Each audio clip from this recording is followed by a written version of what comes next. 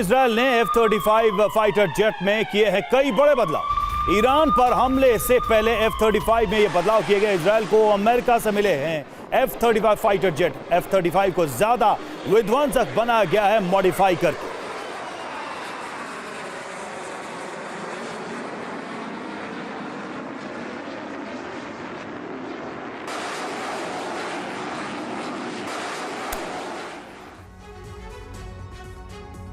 तो देखिए Israeli F-35 कैसे बने घातक, ये अब आपको बताते हैं। इजरायल ईरान की दूरी कितनी है? 2000 किलोमीटर। हवा में ईंधन भरने का इस्तेमाल नहीं होता है। F-35 को किसी देश में ईंधन के लिए नहीं उतारा जाएगा। ज्यादा ईंधन के लिए F-35 में तमाम तरह के बदलाव किए गए हैं ताकि हवा में रीफ्यूलिंग की नौबत ही ना आए। F-35 की स्टेल्थ क्षमता पर कोई असर नहीं पड़ता। अमेरिकी जेट का इजरायली नाम है F-35। हमारे साथ यूके देवनाथ साहब मौजूद हैं। देवनाथ साहब, आपसे बेहतर भला कौन बता सकता है कि ये F-35 कितने घातक साबित हो सकते हैं ईरान के लिए? और दूसरी खबर पर भी आपकी राय कि अमेरिका से घातक बंकर बस्टर बम भी हासिल हो सकते हैं इजरायल को।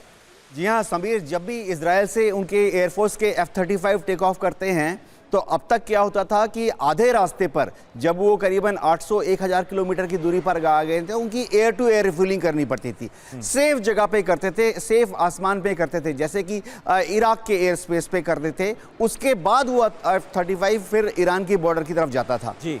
लेकिन इसमें दिक्कत क्या आती है कि जब तक वो एयर टू एयर टैंकर के पीछे F-35 जो है रिफ्यूलिंग मोड में है, एक नोजल से जुड़ा हुआ है और दोनों जहाज़ों को अपनी स्पीड जो है बहुत कम सीमित करनी पड़ती है, करीबन 600 किलोमीटर पर घंटा। तो होता क्या था कि इस समय ईरान की जो S-400 एयर डिफेंस सिस्टम का जो सर्वेलेंस रेडार है, जिसकी रेंज 600 किलोमीटर तक है, वो उसको पिकअप करने के लिए प्रस्तुत रहता था। और अगर मौका लगे तो S-400 के से वो मिसाइल्स लॉन्च करके उस F-35 को ध्वस्त करने की कोशिश करता था। अब दर्शक बोलेंगे F-35 तो स्टेल्थ विमान है। नहीं, होता यह है कि F-35 तो स्टेल्थ है, लेकिन जिस एयरबॉर्न रिफ्यूलर से वो फ्यूल को भर रहा है, वो रिफ्यूलर जो है वो ईरान के सर्विलेंस रेडार में दिख जाता है। तो बहुत ही खतरे वाले वो 10 मिनट होते हैं, इसीलिए ये मॉडिफिकेशन किया गया है।